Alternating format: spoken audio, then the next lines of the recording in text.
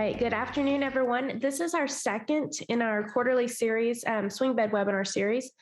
Today, Lindsay will be presenting over measuring quality in a swing bed program. And so, as usual, these are rather informal. You can unmute yourselves and ask questions, or if you want to put them in the chat, I'll be watching the chat. And so, Lindsay, with that said, I'll turn it over to you.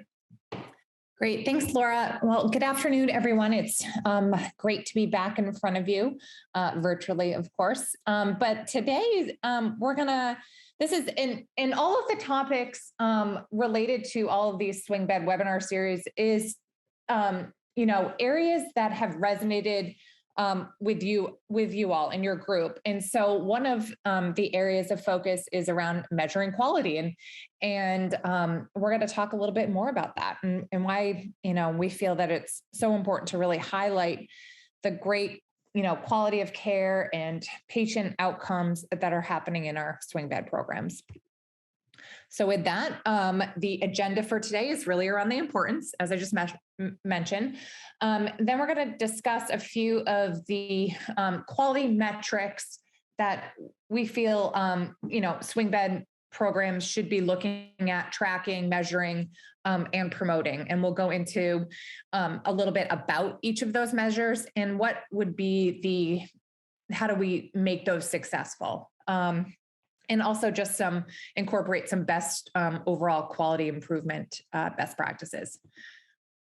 One thing I would love for you all to do, and maybe you can have some time to just jot this down on a piece of paper, but I would love to kind of open this up for discussion and some sharing at the end of this presentation. I'm hoping that we'll get through everything and we'll have a little bit of time at the end for some discussion, but think about how you either promote or highlight your swing bed program as it relates to quality and patient outcomes. What are you doing at your hospital, whether it's sharing with referral sources or your community that highlights both patient outcomes and quality? And then if you're not, which is okay, it's something that's kind of rather new for the swing bed programs to be looking at this, is, what are some of the barriers that are preventing you to do that? Whether, and so hopefully we can have some discussion and some dialogue. Again, Laura does a great job of monitoring the chat, so feel free to put some ideas in the chat as well. All right, so why swing bed? Obviously, we think that swing bed services are just a vital resource to our patients in rural communities, providing that extra level of skilled care to our patients and really increasing access to care for patients. There's, studies that have shown improvement in overall quality of patient care within swing bed programs. And it also helps with readmissions and cost when your patients are in swing bed programs. Relative to skilled nursing facilities, there's been studies, and I'll share just a slide next, about swing bed programs having shorter lengths of stay, lower hospital readmission rates, and lower readmission rates after discharge. So again, it's, things that we tend to focus on the inpatient side in our acute patients, but these are also happening in our rural hospitals in the swing bed program as well, relative to a skilled nursing facility. And then, swing bed programs provide our rural hospitals, additional revenue streams, and really keeping healthcare services within our rural communities.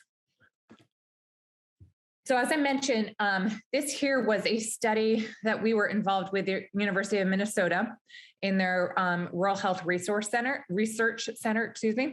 and it was around quality measures for critical access hospital swing bed patients. And I'm not sure, maybe your hospital participated in the study, but it was done a few years ago, but it was really, and it came out from this report that came out that said, critical access hospital swing bed programs are, high cost relative to SNFs. And, they're not the preferred choice. It should be, if you need a skilled level care for your patient, you should be sending them to a skilled nursing facility. So we got involved with the University of Minnesota to say, hey, that's not entirely true. But oh, by the way, there is, if we look at it from a quality standpoint, the critical access hospital swing bed programs have, these, improved metrics here compared to skilled nursing facilities. And you can see by the first bullet here, a 30-day risk adjustment readmission rate of about 14%, compared to rural skilled nursing facilities had a readmission rate of about 21%. 3/4 of patients returned to their prior living situation or something that was more independent compared to SNFs. And then also there was improvement seen in functional status as in the realm of self-care in mobility scores of those CA swing bed program patients compared to SNFs. So there, studies are showing it. We know that what goes on in our swing bed program. So I'm going to share some areas of focus as it relates to swing bed quality. And I think, as we look at it, we have skilled nursing facilities are on the CMS Compare websites. So patients and other healthcare providers, they have access to some of that quality data right on CMS's website. There is no website that shares swing bed quality data. But we know that there's high quality of care that's really occurring in our swing bed programs, and there needs to be some way that we can highlight that quality of care. And oh, by the way, the changes back in 2019, 2020 around CMS's discharge planning rules that came out in the conditions of participation, where there's this thing called patient choice. And that, if a hospital is discharging a patient to any type of post-acute care setting, like a home health agency, a skilled nursing facility, they need to provide that patient with kind of a list that includes data such as quality metrics, star ratings, where appropriate for these post-acute care providers, and have the patient kind of make a choice of where they'd like to be discharged. That's, I'm sure you've had to incorporate that into your discharge planning process at your own hospital. And I feel like I make sure I add this statement into every one of my webinars on how it is so important to make sure that our swing bed program is included on those referral sources patient choice list, that, that we're getting those patients back that are, reside in our communities and locally with our hospitals and our swing bed program. So, but swing beds for this in this area have kind of been put at a disadvantage because it hasn't been easy to measure quality. Or if we, or what do we highlight for our swing bed program that can be competitive with those SNFs? So that's what we're going to talk about today. And really, the goal of measuring quality within your swing bed program is, first, we want to develop a measurement system. So what are we going to measure? We also want to, so we're going to measure, but we also want to start improving it. So maybe our readmission rate is not great, maybe higher than average. What are we going to do to continue to evolve that and improve that? So that's one thing that why we measure quality is that we're able to, see where we are, establish some type of target, goal, benchmark, and kind of strive for improvement. And then with that, applying kind of best practice quality improvement kind of tactics or to implement. And then we want to improve and sustain those results. So what does that look like? How do we make sure that we're making those improvements and then having that kind of be embedded and ingrained in our organization long-term. Okay, so what are, when we think of some of the quality metrics for swing bed, we sort of just kind of touched upon that when we looked at the national study that was done on quality metrics. But when we think of swing bed quality metrics, these are certainly ones that kind of come to mind. And it's about, readmissions or rehospitalizations, mobility and self-care, and then where was the patient discharged? And so those, if you're able to kind of measure those, it's a pretty good snapshot of the quality of care and clinical outcomes of our swing bed program. And then what I'm going to do is I'm actually going to go into each one of these. And when we talk about risk adjusted, it's really developing kind of a system in which we put everyone on kind of a level playing field. And we take in consideration, a patient's current medical condition, what their prior functioning level was before being admitted. Do they have any assisted devices that they use? What is their level of bladder function, for example? Have they had previous falls?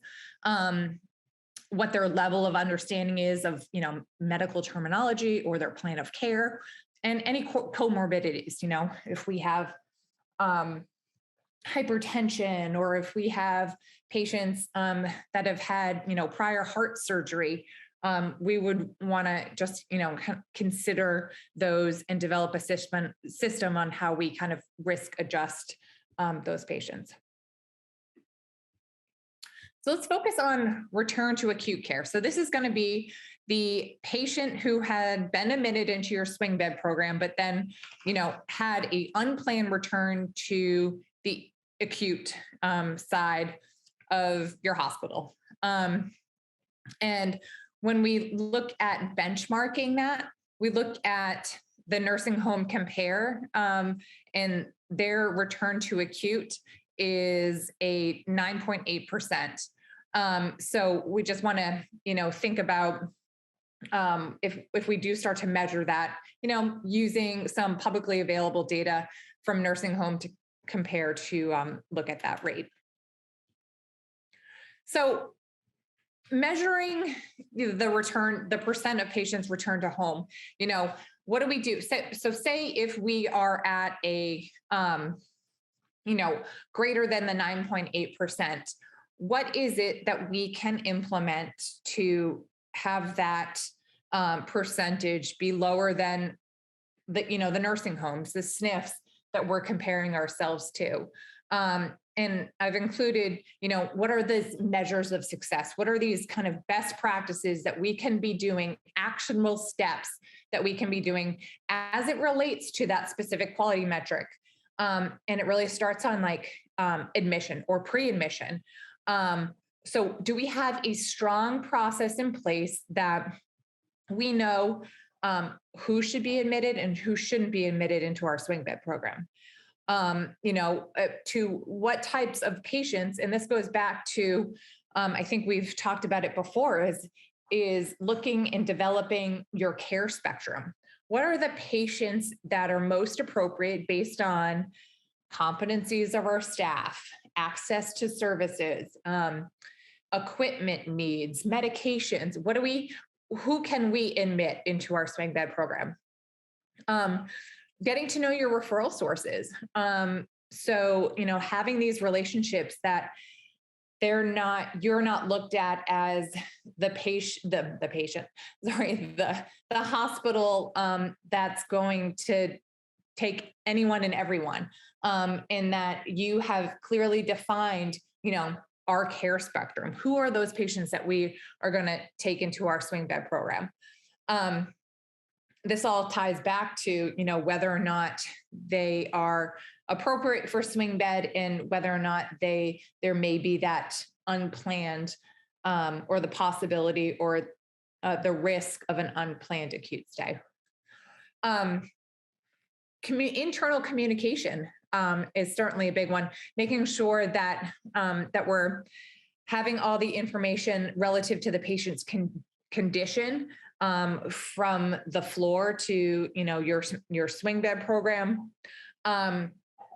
Also, if we do have that patient that's at risk for an acute stay after swing bed, really let's look at that before we make that decision. That swing bed patient is going to be cared for by the same providers, nursing, therapy. And, is that something that can be managed within 24 hours? So maybe we keep that patient in the swing bed, or is it something that really is going to need that acute stay? And also we need to, if we do have that transfer to acute, we need to make sure that we're reviewing all of those charts. What happened? Is this something that can be prevented? Or is there something that we can implement so this doesn't happen again? Do we need a stronger pre-admission process that we can implement to really target those return to acute patients?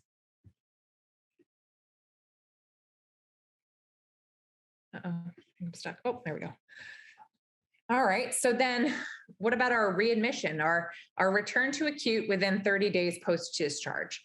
So similar to what many of you may be tracking, critical access hospitals are not required to track their readmission rates, but a lot of hospitals do. And I think it's good practice is that 30 days post-discharge return. And this includes any return to acute or with a new condition or same condition. If we look at Hospital Compare, their nursing home compare, their kind of return to acute post 30-day discharge is around 7.7%. So what are some measures for success as it relates to this readmission post 30 days post-discharge? We look at what's your discharge planning assessment. What process do you have in place on admission of this patient into your swing bed program? What are we doing or what's included in our discharge planning assessment? One thing that we like to include in there is a readmission risk assessment. I'll share some examples in just a minute. Are we looking at what the patient has post-discharge for transportation needs, home support? What's home life like? What are maybe the pharmacy needs? Is this patient going to get discharged on a medication that may not be commonly carried in our local pharmacy? What are the measures that we're going to have to take, the steps that we are going to have to take to get that medication? What are some of the financial concerns for the patient? Again, really a in-depth assessment or discharge planning assessment. Making sure that we have the family involved. Lots of the discharge planning conditions of participation mentions family and having those family members involved. Of course, maybe, you are still experiencing, COVID restrictions or visitor restrictions. I'm sure that you've all found ways in which to involve families in the care in the discharge planning process for your patients, whether that's telephonically or with some type of virtual meeting, but really involving that family and throughout the beginning and throughout. Any changes in the discharge plan should be, communicated with that family. And obviously patient education, one of the, I think one of the main reasons for readmissions on that 30-day post-discharge is as it relates to medications.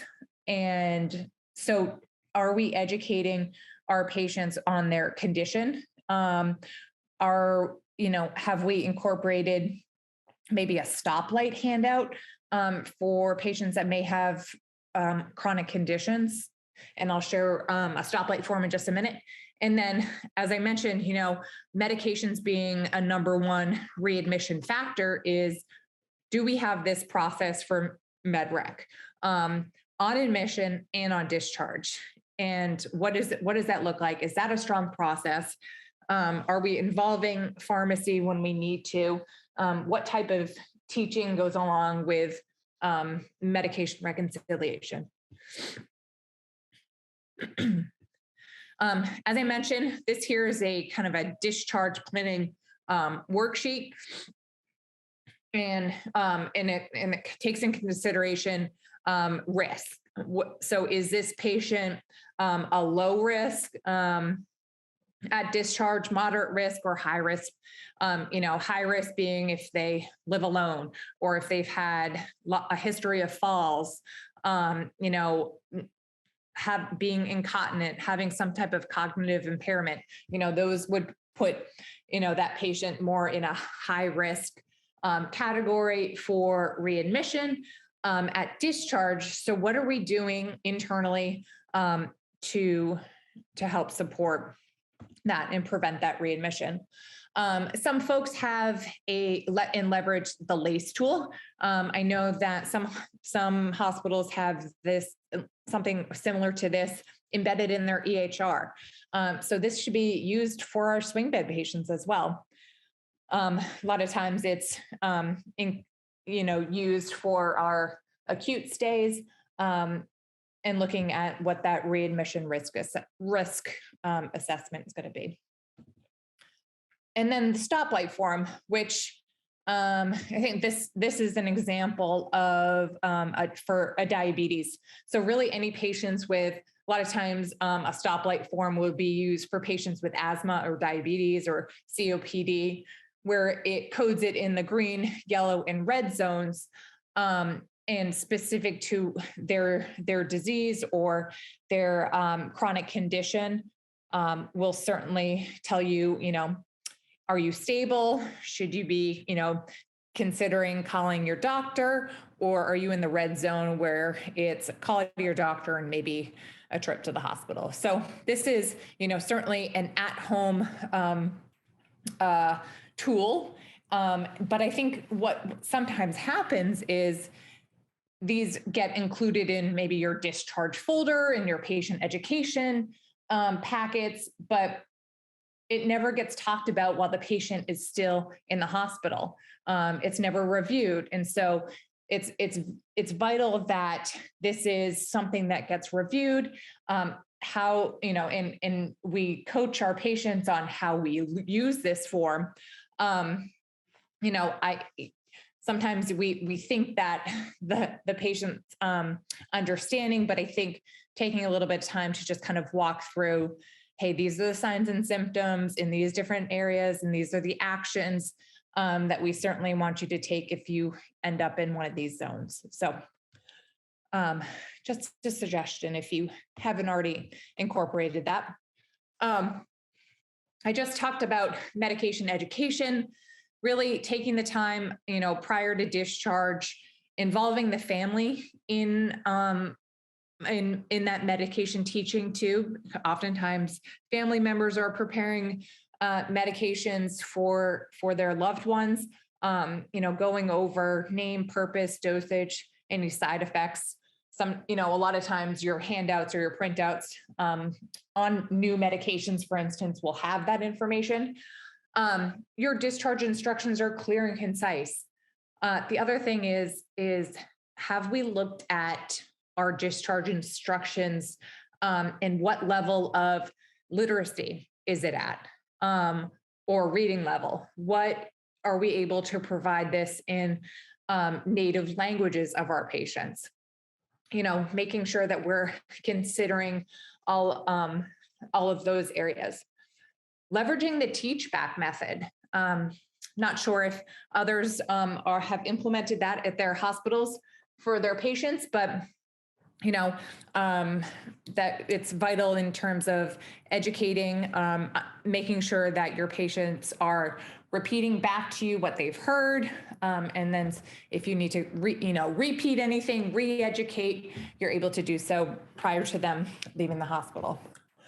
And of course, the scheduling the follow-ups or making follow-up phone calls and incorporating that into your care plan or your care post-discharge.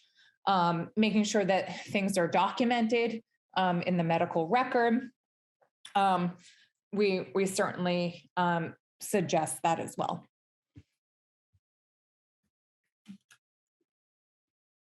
Oh, and then this is just, just a little definition of the teach back method if you are not familiar, but really, you're demonstrating, or your patient's demonstrating their level of understanding of what that nurse or that case manager is providing. So this in the next measure is around clinical outcomes. So it's focused on mobility and self-care. And we're looking at, what is the actual improvement of the patient compared to what we expected the improvement to be. And I include, Stroudwater has a separate kind of swing bed outcomes data set, and I included the benchmarks there. So as reference here. Same with the self-care. What we're comparing the actual improvement score to kind of an expected improvement score, and what is that median or the benchmark is relative to our swing bed outcomes data set. But when you look at both mobility and self-care, kind of the measures of success are similar. So it's kind of combined in this section here. But we're gonna, nursing we need to set the expectation that it's a priority to be, working with that patient as it relates to self-care and mobility, even when they're, receiving therapy. So it's not just therapy's job to incorporate this work around self-care and mobility, but it's also nursing and making sure that the nursing care plan outlines some of those responsibilities. Making sure that we do have efficient and sufficient therapy to meet the patient's needs. So 15 minutes a day of therapy is not what we consider a rehab program. So, they need to have more of the, 15 minutes 4 times a day, or 30 minutes twice a day, whatever you've established at your hospital. How about the making sure that we know and making sure that our nurses all know our self-care mobility assessments. So we should be kind of training and bringing up our nursing staff to what we consider kind of what our self-care mobility assessments are. Sometimes we have specific policies, like this is how we're going to measure our patient's mobility or our patient's self-care, and making sure that our nurses are all on the same page. Hey, Lindsay, this is Laura. We had a question come up in the chat from Joey in Shattuck. On average, do most patients receive about an hour of therapy per day? Or what is the typical average? Yeah, I would say, and again, chime in here, folks, where you see, you're living and breathing this. But yes, we typically see an hour a day of therapy. But if anyone else has planned it out differently based on the availability of rehab staff, feel free to kind of respond to that. Thanks, Joey. Thanks, Laura. And then what we think of like a rehab model of care. So what does that look like? We have a discharge plan. We incorporate their discharge level of care in our discharge plan. So what is their level of assistance going to be? Are they going to go home with a walker? What's their pre-admission functional status? And, what's their present status, and any potential issues that may come up that we want to make sure that we're incorporating that may any of those potential issues that may impact the discharge of the patient and their functional status post-discharge. Discharge plan directs the care plan and the discharge date. Discharge date is going to be based on your interdisciplinary team. And I know that we've talked before how vital it is to have that interdisciplinary team as it relates to swing bed, where we come together and it is based on recommendations from all of the team, what that discharge date looks like. We want to, encourage that independence. We want to get that patient motivated to be home, whether, and that's, motivating them to get to that level of independence is going to improve on that mobility and level of self-care as well. As we mentioned before, making sure that the patient and the family is involved throughout. And that we leverage for rehab, we leverage a variety of different interventions. Whether it's what are we doing for upper extremity exercises, or is it, sometimes we think about just your typical, using the stairs or cooking a meal, but are there other areas that we can leverage as it relates to therapies?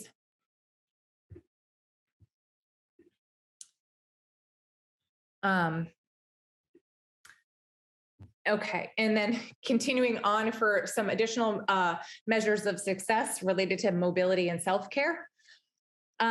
Agreed upon discharge goals. So we should all be on the same page around what are the goals for this patient related to their discharge. We should be discussing that with nursing, with the patient and the family, so everyone is on the same page. We're all kind of, as they say, is it rowing in the same way or in the direction? Leveraging and making sure if you have, whiteboards in your patient rooms, that we use that as a place where we document the goals, or we document the expected discharge date. Things like that can change. The discharge date is certainly fluid, but it's something that we put out there, and it's considered a goal. Our goal is to be discharged by this date. And, obviously we need to be discussing kind of what's the status relative to those discharge goals. Okay, well, we're not here yet. We're not meeting this goal yet. What's the plan to be able to, in involving your interdisciplinary team, develop a plan to, kind of close the gap on meeting that discharge goal. And of course, always being able to kind of adjust that care plan. If it's just not meeting the needs of the patient, maybe we need to scale back a bit, but that care plan can be adjusted.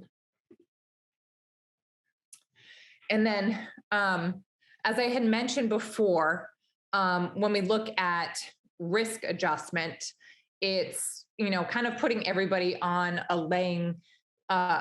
level playing field and taking into consideration all these areas here, because, a patient that may have more, have scored higher in these different categories, maybe they have 3 comorbidities and they have had a history of falls and a prior surgery.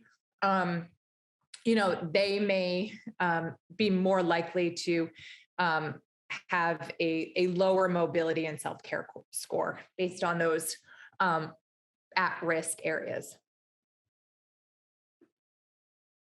And the last metric is around discharge to community. So, and I think this one is so important, and I think this one is great to highlight to your community.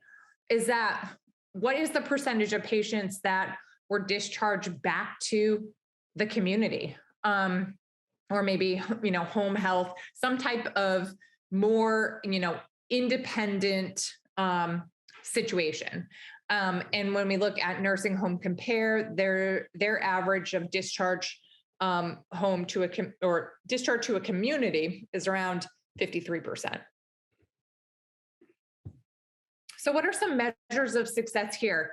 Again, it comes back to the discharge plan and identifying any of those needs. So if the plan is, or the goal is to be discharged home independently, what are we doing to make sure that that is successful and that that patient's not going to fall into a readmission or, and so, is it, some hospitals do home assessments or, understanding those needs upfront and early on to make adjustments or adjust the plan of care as the patient is within your swing bed program. Obviously involving the family, leveraging that rehab model that we talked about, both education and training for the family. So like, I remember when my grandfather had a knee replacement and he was in a skilled nursing facility, and they were going to discharge him home. And I was very nervous for that to happen because, I felt like he wasn't ready. And so making sure that we involve the family and the patient to really kind of ease their comfort, that we're doing everything that we can prior to discharge, getting that patient ready to go home and do so safely. Leverage home health if it needed, or a referral potentially to outpatient physical therapy. And of course, any community support and leverage that as well. Oh, yeah. Gosh, sticky. But I did want to, okay. So now we've talked about, what are kind of the top 5 metrics to kind of consider for your swing bed program. And so, okay, so we want to implement those, or if we want to make those are part of our quality measuring within our health system. What are some of the best practices? How can we make this successful and sustain long term? We think it really it comes down to having a developed process. Whether it's how do we track the data, how do we select what we're going to measure, and create a team that is all in. Maybe it's your interdisciplinary team that we're going to include in this journey. Great outcomes do not happen by chance. It's not going to be something that we set it and forget it. This is something that, when we start to measure, there's going to be opportunities for improvement. And it's not going to be perfect right out of the get-go. If you're just starting to measure, our discharge to community percentage today. Maybe we have, a higher than average, but that's okay. We're going to work to improve that number. And when do you review the data? When do you look at your data? We say it needs to be less than a quarter's worth of time, because after you get your rate or your percentage or the number of patients, and you report that on a quarterly basis, well, what's going to happen, in January? What happened in January? It's going to be a repeated, something that gets repeated and no one's going to know to improve it, and kind of that window of opportunity is less. And this shouldn't be all about just collecting a bunch of data. And sometimes they feel that, hospital quality programs kind of get stuck in that rut. So if you are feeling that way, you're not alone. And that we feel that all we do is just collect and report data and actually don't do anything about it. We don't do, quality improvement projects. We don't develop plans to improve any of the quality metrics. We just report or collect and report because we have to. So, to us, that would not be considered kind of a best practice. And then garbage in, garbage out. If we are struggling to collect data, we're not going to get sufficient results or sufficient outputs to be able to make some of those strategic improvements. And these other quality best practices really relate to any of the measures. So again, this could apply to any of your, not just swing bed quality, but really any kind of quality measure, program that you have. But we feel that, when a hospital has really kind of embraced the quality culture, it shows that, administration leadership has embraced it as well and puts it as a priority.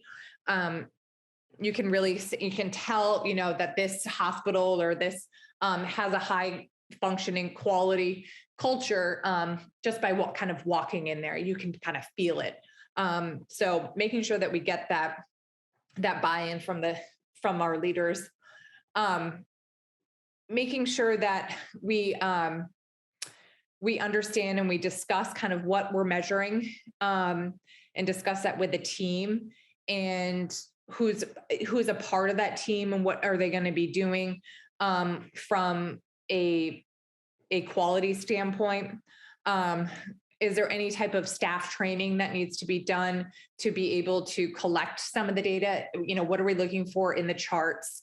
If we're going to dedicate somebody to do some data collection, and then kind of what is our process around data collection? We want to look at some of these processes, these measures kind of on a monthly basis, and kind of analyze and look at the results and the measures on a monthly basis. We're going to implement action plans, and I'm going to share some action plans and some ideas around, okay, we've started to measure, we feel that we're not at benchmark, we're not at a target. And what are the steps? What do we need to do to start implementing some improvement on those? And so we like to develop kind of action plans for that. And what does that look like? And so at the beginning is what are our key measures that we want to look at? I've shared these 5 here. The other thing that we may look at doing like a patient satisfaction. I know in some states, they've actually developed patient satisfaction surveys for swing bed patients. It's not something that like a Press Ganey has kind of unveiled yet, but maybe that's in the works. I have no idea. But is there something that we can measure from a patient satisfaction standpoint? And again, remember, we want to leverage some of this quality and patient outcome data to use for our referral sources, to use within our community. And how do we leverage that? And then when we look at kind of decision factors and what we want to measure, Do we have access to good data? Is there something that we are tracking on a regular basis that's something that we should look at on a monthly basis? And is it relative to a benchmark? And then are we applying kind of some of those quality best practices to really hone in on quality improvement? And we like to see, this is the kind of the quality tracking or an action plan is, we've decided we're going to track our discharged community patients. Okay. Well, we're going to establish what is our goal. What are some of the kind of the interventions or the action items that we're going to implement to improve the rate of discharge to community or to home health? What's our expected outcome? Who's responsible for any of those interventions or those action items? And incorporating some type of target date. Is this particular intervention going to take 4 weeks, or is this something that's more long-term that we're going to have to look at it for 6 months? And then understanding and documenting if our intervention didn't work, what happened? Is there something that we can change the following month or the next time that we look at these metrics? And then the kind of the bottom half is really, bringing forth what are some of the lessons learned. Is there anything that we want to expand upon, whether it's an intervention that we tried, it worked great, now we're going to apply it somewhere else, really with the goal to improve overall quality performance. And what I also like to see, and this is a particular hospital's MBQIP scorecard, but having some type of snapshot that looks at what you're tracking, what quality metrics you're tracking. And it could be, let's incorporate some of the swing bed quality metrics, incorporate those targets or those benchmarks, and then how we perform on a monthly or a quarter. Well, this one's quarterly, and I'm actually going against what I said, but we want to see this on a monthly basis and have, at what percentage are we, off of our benchmark, and color code it. These are, hospitals that have implemented some type of quality scorecard or tracking are really kind of top of mind in monitoring the performance over time. So that's where I would go. That's where we want to kind of help to sustain kind of best practice quality improvement, as well as incorporating kind of swing bed quality measures in the overall quality improvement kind of culture infrastructure at your hospital. And that's it. So I think we have some time. So if I can go back, first, certainly, is there any questions that you have? Laura's really great about recording and then sending the slide deck out. So we will have that available to you. But I would love to hear if folks are measuring any type of quality, or how are you highlighting your swing bed program as it relates to quality or patient outcomes? Are you sharing stories? Are you, has anyone leveraged making sure that their swing bed program is on referral sources? Talk to me a little bit about that. We have about 10 minutes or so.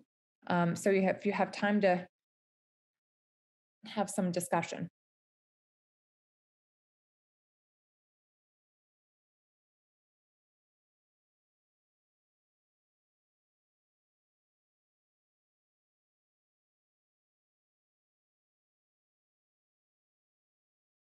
Okay. Well, you can certainly pop anything in the chat if you don't feel like taking yourself off a mute. Hey, Lindsay, this is Laura. This is a little off topic, but in the chat, Felicia in Weatherford did respond to Joey's question. The Medicare minimum of an hour, other insurances therapy per patient per day. Other insurances such as Navi Health will send you an amount. The minimum is 528 minutes a week.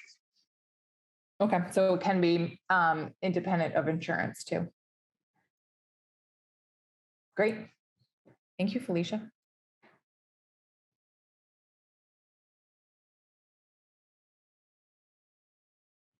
Okay, well, we have a quiet group today. Normally you all aren't this quiet.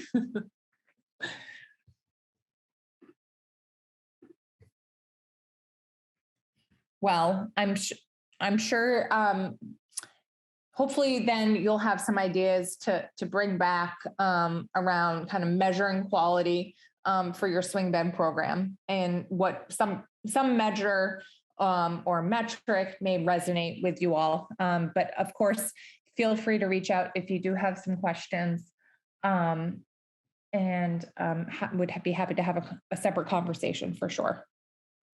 Thank you, Lindsay. Yes, and please reach out. We talked about a lot of data, a lot of different data points, a lot of different things to track today. So as you leave today, if there's something that you're like, hey, I'd like to talk more about that, please don't hesitate to reach out. Our next webinar is scheduled for April, and I will get more information, including the registration link, sent out. The slides from today will be made available. As soon as we get done with this call, I will save it, send it to my colleague, and we'll get it posted on YouTube as quickly as possible, and I'll get both sent out to everyone. So thank you for your time, and everyone have a great day.